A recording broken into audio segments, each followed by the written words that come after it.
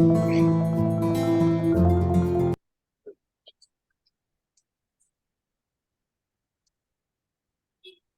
un momento. Ay, no sé qué pasó. Un momento. ¿Qué pasó aquí?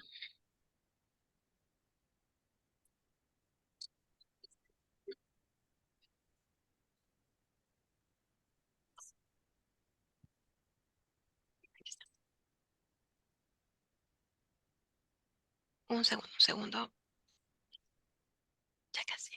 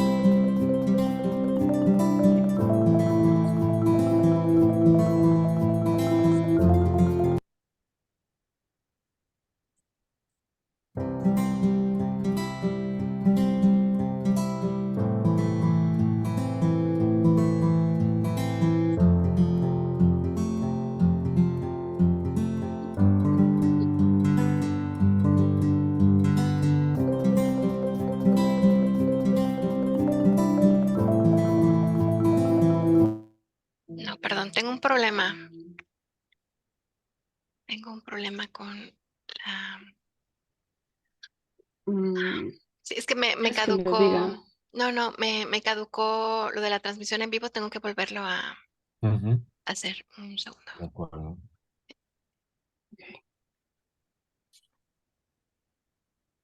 No hay problema, suelen pasar cosas así.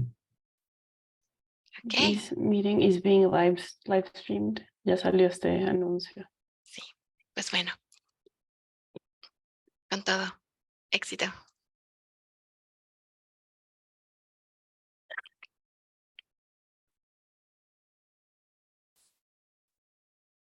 Hola, buenos días, buenas tardes, buenas noches. Soy Alberto Ñiquen, periodista de Perú, y bienvenidos a un programa especial de Climate Reality Leadership como parte de nuestra campaña Ojos en la COP. Y estamos en la COP 27, casi finalizando la primera semana. Esta edición que se lleva a cabo en Egipto empezó el domingo 6 de noviembre. Y pues esta edición ha puesto énfasis en la implementación del Acuerdo de París. La intención es pasar de las negociaciones y compromisos a la acción. El planeta ya se calentó unos 1,2 grados centígrados en promedio desde fines de 1800, y los impactos de la crisis climática crecen en todo el mundo. Lo percibimos, lo vemos en las noticias, lo percibimos en nuestra vida cotidiana, unos más que otros. Para hablar de cómo han ido estos primeros días, estamos con Patricia Seff, periodista y especialista en temas climáticos, en las negociaciones climáticas. Ella está en Egipto, pertenece a Periodistas por el Planeta, y es un gusto estar contigo, Pilar. Un gusto es el mío. Bueno, Alberto, muchísimas gracias por la invitación y nada, por la propuesta de conversación, que siempre es interesante cuando uno está sumergido en este submundo de negociaciones. Por supuesto. Pilar, esta edición de la COP tiene puntos claves, ¿no? Financiamiento climático, pérdidas y daños, adaptación, mitigación. Sí. Además es una segunda COP, bueno, es la primera COP, mejor dicho, tras la pandemia, ¿no? La edición anterior fue un poco accidentada, todavía se vivía la pandemia, hubo muchos encontronazos al inicio de la COP, y ahora ya un poco más tranquilos por la pandemia sanitaria, pero igual con todos los cuidados. Miles de personas, como todos los años, han llegado a Egipto. Según los datos que tenemos, hay más de 30.000 personas acreditadas en esta edición. ¿sí? Y nos gustaría, antes de empezar a hablar de las negociaciones, de lo que se está discutiendo, ¿cómo has vivido el inicio de esta COP? La previa, muchas cosas se decían desde antes que iniciara esta COP, desde el alojamiento, desde la temperatura, desde el contexto político, social de Egipto, ¿no es cierto? Cuéntanos, por favor, las previas. Bueno, es un escenario muy complejo, ¿no? Es una COP veraniega, lo que implica que son 30 grados los que hacen todos los días en un clima desértico, hay mucha gente, hay muchos problemas logísticos dentro de la COP y hacia afuera de la COP, hay muchos problemas logísticos, ahora los están empezando a solucionar, pero los primeros días no había agua, no podías conseguir agua dentro del evento, solamente comprarla, y para comprarla tenías que hacer colas de 1 hora, que como vos bien sabés, con la velocidad en que avanzan estas negociaciones, 1 hora es demasiado tiempo para hacer una fila, y sobre todo si la tenés que hacer todos los días, o más de una vez al día para poder asirte de agua, digamos, lo básico que necesitas en estos climas. Quizás las que están muy frías, de hecho me ves con un saquito en este momento, con lo cual está habiendo mucho choque de temperatura, mucha gente que se está resfriando. Hubo un caso muy sonoro en el cual una periodista se desmayó en el medio de la transmisión por estas causas.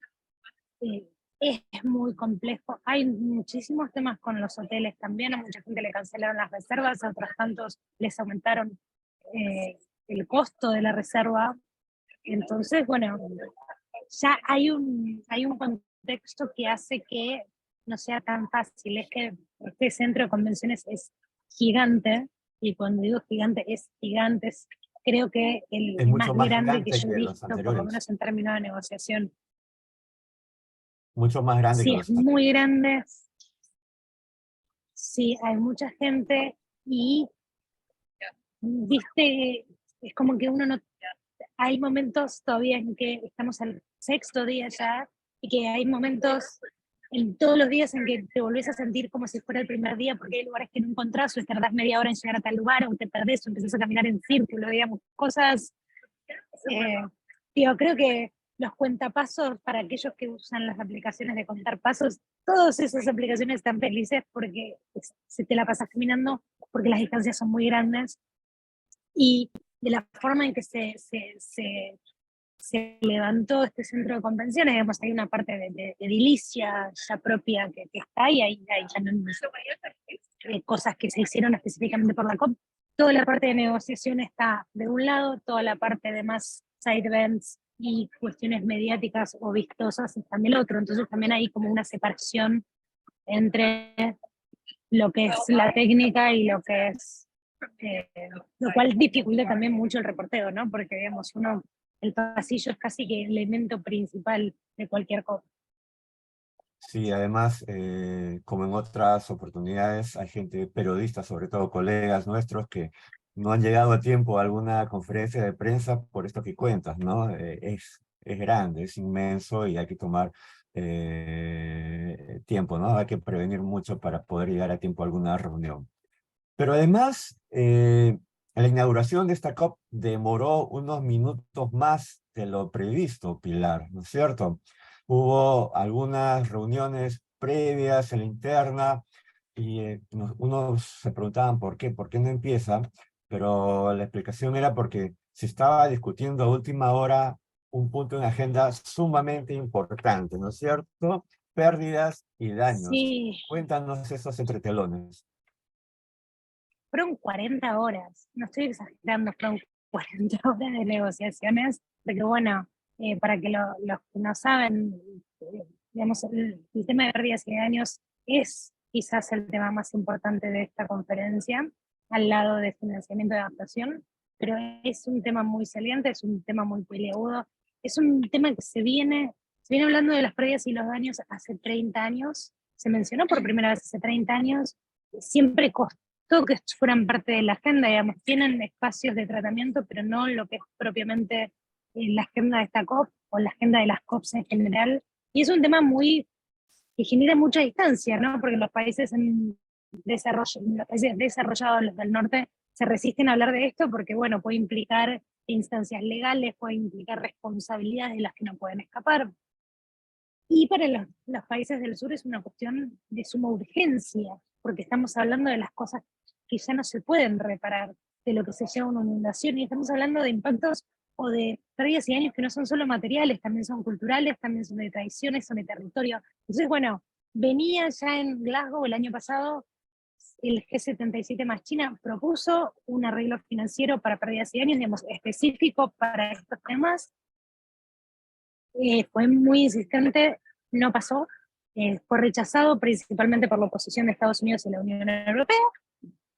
Entonces, lo que se hizo fue crear o establecer un diálogo que se llama el diálogo de Glasgow, y el nombre sí es bastante largo, para conversar sobre estos temas a lo largo de 3 años. Pero, paralelo a eso, se seguía tratando de empujar el tema de pérdidas de años para que vuelva a estar en la agenda de esta COP y el tema de arreglo financiero se trabaje, se negocie y se resuelva. Durante todo el año fue un tira y afloje, que 77 proponiendo y empujando para que suceda, los demás para que no. Primero se rechazó, después se aceptó como un ítem borrador, y después llegamos acá y estuvieron 40 horas, pero esas 40 horas finalmente tuvieron un resultado positivo, que es que está en la agenda, se está discutiendo.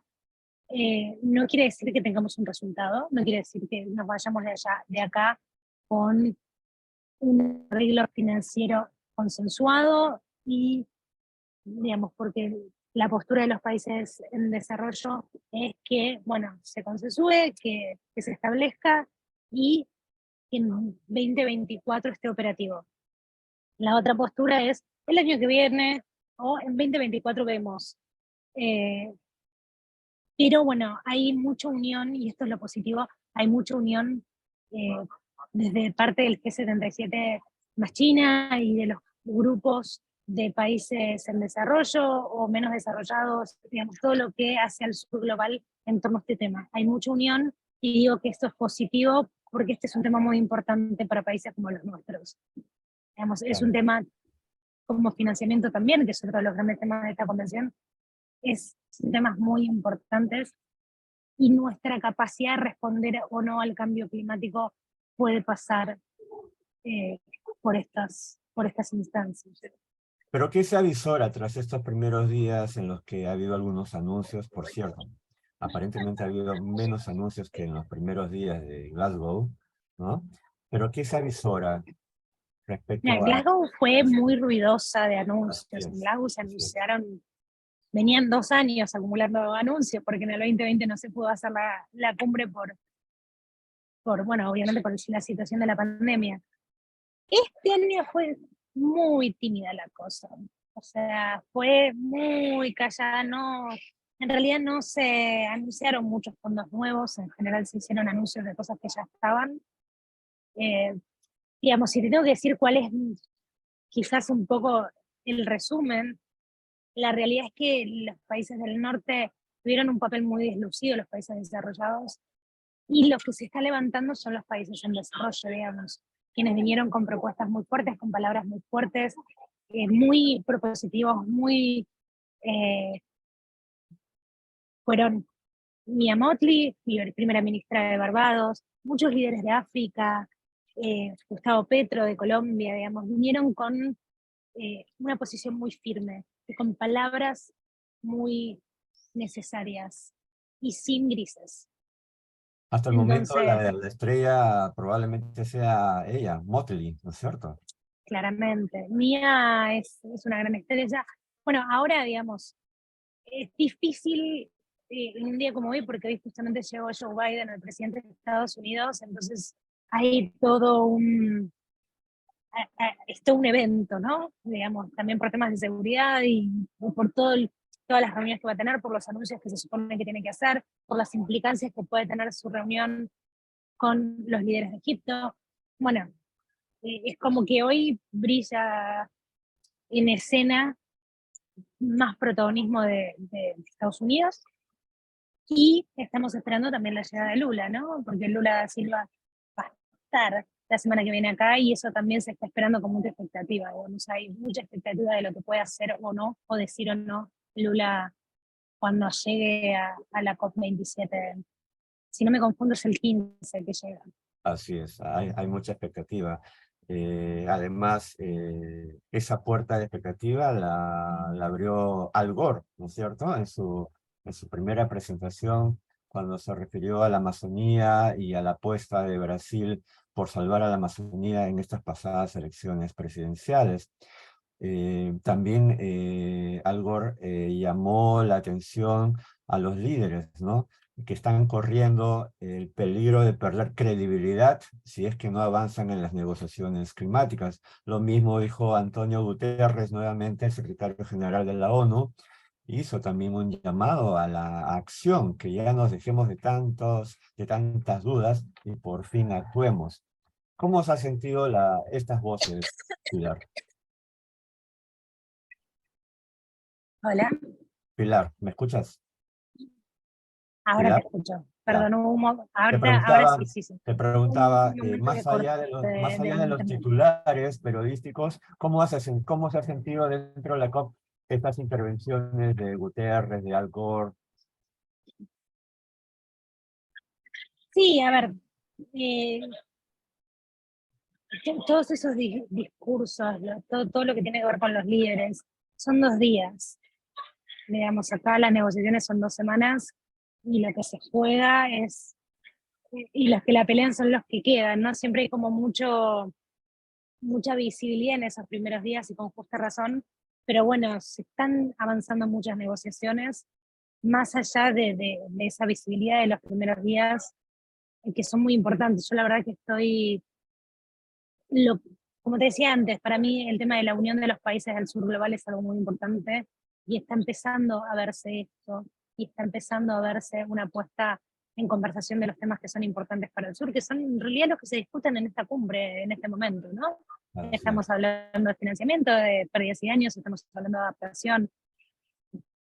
Estamos recién el primer viernes, y el primer viernes es como que, bueno, termina la primera semana, que en realidad termina mañana, porque mañana todavía hay negociación, y hoy ya se sabe que es un día que va a terminar muy tarde para muchos de los que están acá. Ya empezaron a salir los primeros borradores de textos, algunos son más eh, interesantes, algunos menos, pero en el caso de aquellos que son un poco más polémicos, se está viendo también una reacción ante eso. Entonces, nada, es Hay, por como ejemplo, al cierre de la primera semana es muy difícil tener un termómetro de ver qué va a pasar, porque ahora es donde empieza realmente a discutirse el nitty-gritty, ¿no? De esto, y es donde, bueno, las diferencias que por ahí hasta ahora no se están viendo, van a empezar a verse un poco más entre los países. de hecho, entre esos borradores destacan los de mitigación, el artículo 6, ¿no? Hay 2 puntos, el 6.12, Sí, ahí se 6.8. están discutiendo los 3 mecanismos del artículo 6, que es el 6.2, 6.4 y 6.8. Ya tenemos los textos borradores. Esto no quiere decir que estos van a ser los textos finales Claro, pero tu de mirada, tú has 6.2 y revisado, 6.4, que ajá, tú los has revisado, cuéntanos, o sea, ¿cómo va la cosa en ese aspecto? no, es que yo todos todavía no los pude revisar todos, esto está empezando a salir hoy. Ujú. Eh, Algunos se salieron hace minutos, digamos. Hay, a ver, el artículo 6, que es quizás un tema aburrido de conversar, pero es un tema muy importante. Para los que no saben, son los mecanismos de cooperación entre países, entre los que se incluyen mecanismos de mercado y mecanismos de no mercado. Está el artículo 6.2, se trata siempre de mercados voluntarios, ¿no? O mecanismos voluntarios, digamos, porque el artículo 6.8, en el cual Bolivia tiene entre otros países, tiene una posición muy fuerte de tener mecanismos de no mercado para poder ayudar a mitigar y adaptarse al cambio climático. Eh, Perdón, me quedé ahí. Y después tenemos el 6.2 y 6.4. En este momento una de las cosas que se está discutiendo es el tema de los removals, y es un texto que está bastante complicado. Digamos, básicamente se pone dentro de la bolsa todo. y esto es complicado para la integridad de los mercados que se están proponiendo. Pero de nuevo, esto es una primera propuesta, no quiere decir que esto sea el texto que vaya a salir. Claro, claro que sí. Y también está Ecoronibia, que tiene que ver con agricultura, seguridad alimentaria, género y cambio Sí. climático, ¿no? Esos son temas que iremos siguiendo.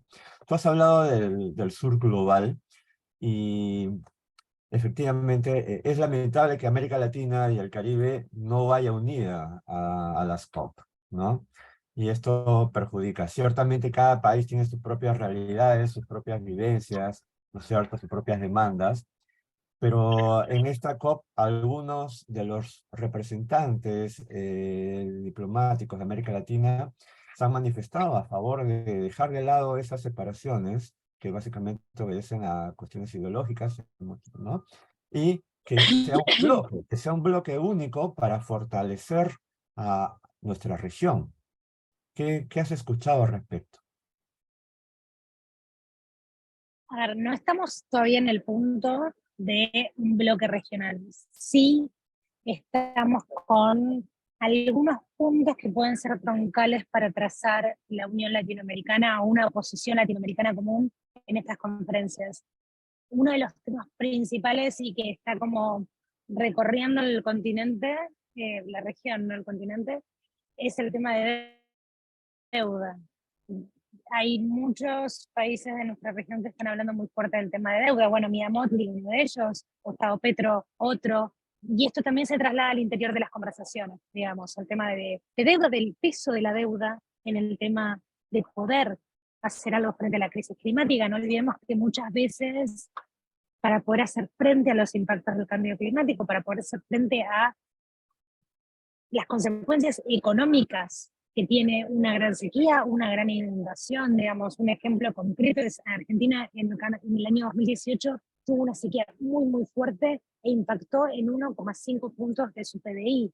Y a partir de ahí tuvo que salir a buscar más deuda, digamos. A partir de ahí volvió al FMI para poder, digamos, no, siempre todo esto es multicausal. No voy a decir que, que la sequía llevó a la Argentina al FMI, pero bueno, hay una situación económica muy aguda que precipita el pedido de deuda y que hace que los países se endeuden más.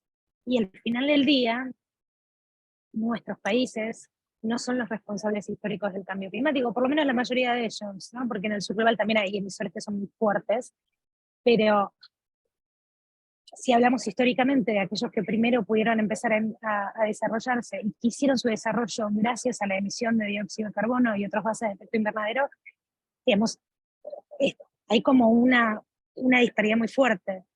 Entonces, tener que hacerse cargo de consecuencias de algo que no se generó por actividades propias, pidiendo deuda y endeudándose con organismos multilaterales de desarrollo o incluso países desarrollados, que son los que generaron o precipitaron esta crisis climática, empieza a ser como un tema que se debate muchísimo más. Y es un tema que se plantea mucho. Una de las cosas que decía Gustavo Petro acá es, no les estamos pidiendo plata, les estamos diciendo, déjennos no pagar la deuda, perdonen la deuda, así podemos usar nuestros recursos para anticiparnos a lo que se viene y realmente volver más resilientes hacia el cambio climático. Y esta es una realidad que cruza a todos los países del sur que están fuertemente endeudados, digamos. Habló Mottley de eso, Argentina también está hablando de eso. Entonces empiezan a haber puntos de unión. La agenda de adaptación también es un punto que une mucho a la región. Y hoy está, bueno, el G77, como te decía antes, está muy fuerte también en determinadas posiciones. Otro aspecto que siempre es importante en las COP de cambio climático es la presencia de la sociedad civil, ¿no es cierto? De los jóvenes, por un lado, pero de muchas organizaciones vinculadas con el cuidado del medio ambiente, que están participando en eventos alternativos, pero que además están poniendo en agenda otros temas que no se discuten necesariamente en las plenarias, ¿no es cierto? Pero además también hay representantes, hay científicos, ¿no? Ciertamente el IPCC tiene un importante pabellón en el que está discutiendo temas vinculados a la crisis climática. La OMS también tiene un pabellón sobre cambio climático y salud, ¿no es cierto? Y entonces, esa es una importante participación de la sociedad civil en la COP.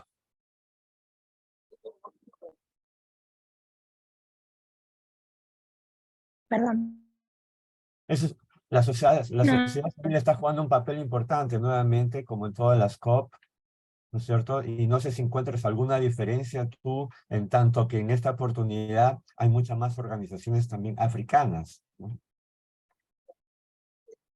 sí, bueno, por supuesto, acá estamos en el continente, ¿no? Entonces es la presencia de activistas de África, de delegados, de ONGs, incluso de presidentes y, y autoridades de alto rango de África es lo que predomina, como debe ser.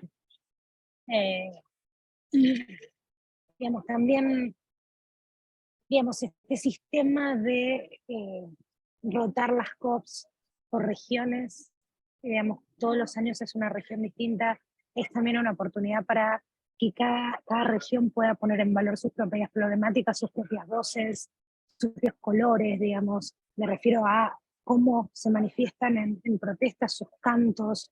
Es como algo muy, muy poderoso que tienen estas reuniones, digamos, poner en valor lo que es propio para cada región, no solo de parte de todo lo que no está funcionando y la ayuda que se necesita, sino también de todo lo que tienen para aportar y todas las cosas hermosas que tienen para traer, digamos. Esta fue la parte triste, eh, en términos estrictamente de cumbre, ¿no? Porque, digamos, el proceso en Chile en ese momento fue tremendo. Estamos hablando nosotros no tuvimos una cumbre latinoamericana, porque se tuvo que mover a Madrid, entonces nosotros no tuvimos la posibilidad de hacer el despliegue de América Latina dentro de estos foros que hubiera habido si la cumbre se hubiera sido en Chile. Y eso también ayuda mucho a la unión de la región, digamos, porque permite que muchas personas que están trabajando en cada sus países se junten en estos espacios, puedan conocerse, conectarse y empezar a trabajar en conjuntos y empezar a armar redes a través de toda la región. Y eso es algo muy, muy hermoso que tienen estos lugares, o estas cumbres, ¿no? Porque se ve todo muy vistoso desde afuera, pero en realidad son procesos de negociación muy intensos, y donde todas estas oportunidades que son quizás las menos obvias cuando uno comunica la COP, son una de las cosas que le aporta más riqueza. ¿Para qué? Porque claramente acá estamos hablando de muchos temas políticos, pero para que después desde la sociedad civil, desde los movimientos de base, desde un montón de actores que participan, se puedan empezar a trazar también soluciones, nuevas estrategias, nuevas comunicaciones, nuevas narrativas, nuevas formas de abordar las problemáticas. Así que, nada, perdón, me fui por las ramas, pero eso me parece algo que está muy bueno de estos espacios y que rara vez se pone en valor. Porque bueno, siempre estamos hablando de todos los otros temas que tienen estas cumbres que son muchísimos. Sí, por supuesto. Y entonces, ya para ir terminando, Pilar, ¿cómo resumes los puntos positivos o los avances y cuáles serían los retrocesos, entrampamientos en estos primeros días de la COP? A ver, yo creo que el hecho de que tengamos un punto de agenda de pérdidas y años y que realmente se esté discutiendo es un gran punto positivo. Es muy positivo. Cómo los países del sur global eh,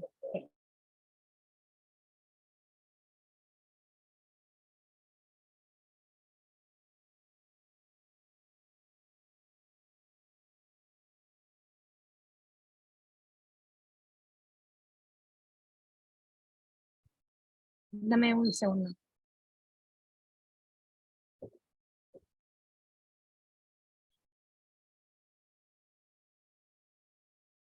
Estamos con Pilar Acef, periodista argentina. Pilar, bienvenida nuevamente. Sepan disculpar, estamos en el medio de un lugar muy concurrido y donde se acerca gente y demás. Ya estoy de vuelta. Muchas gracias y disculpas. Estaba diciendo, pérdidas y daños. Eh, Esto de los países del sur que están empezando a tener una presencia muchísimo más contundente con mensajes que se están escuchando y que están unificando una posición en común, digamos, están generando en algunos casos posiciones en común. Para mí esos son dos temas súper positivos de lo que está pasando hasta ahora. De la parte negativa, a ver, esto realmente hay un problema logístico muy importante en esta COP. Bueno, se vio durante la transmisión que la internet fue fluyendo y es muy difícil.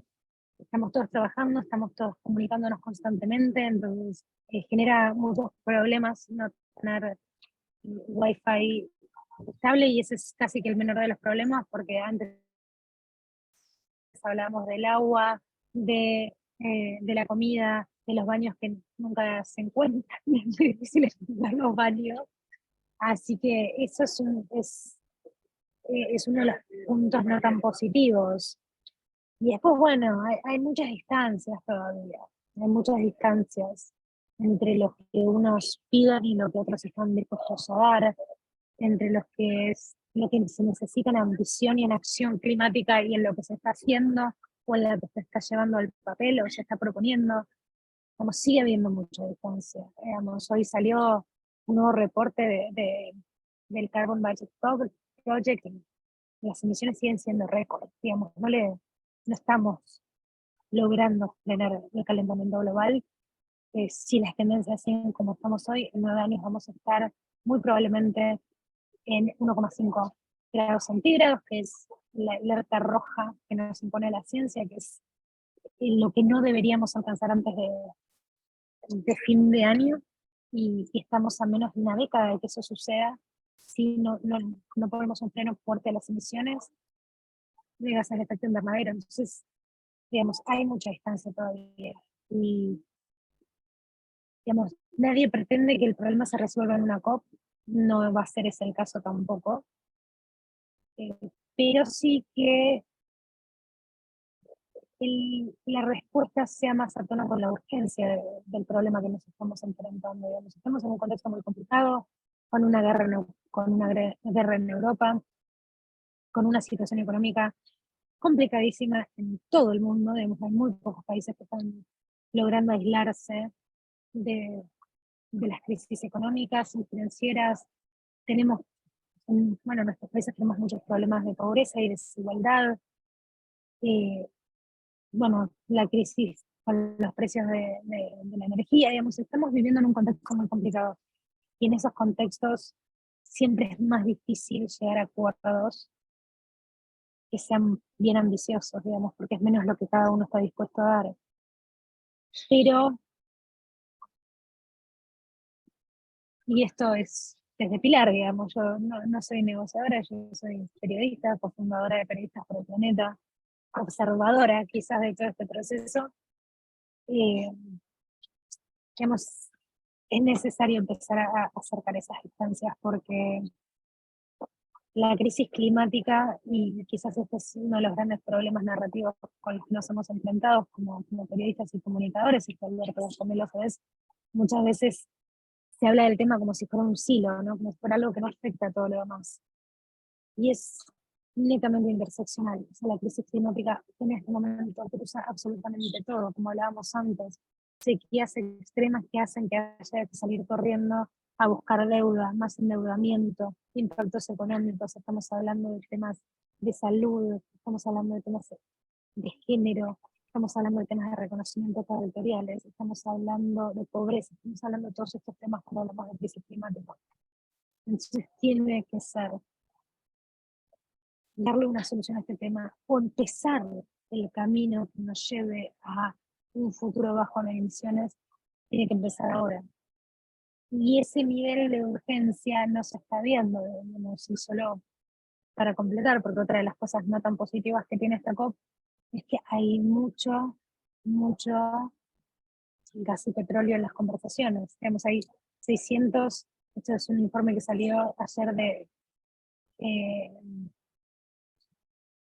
Global Witness, me parece, hay 600 delegados de empresas petroleras y gasíferas en esta conferencia.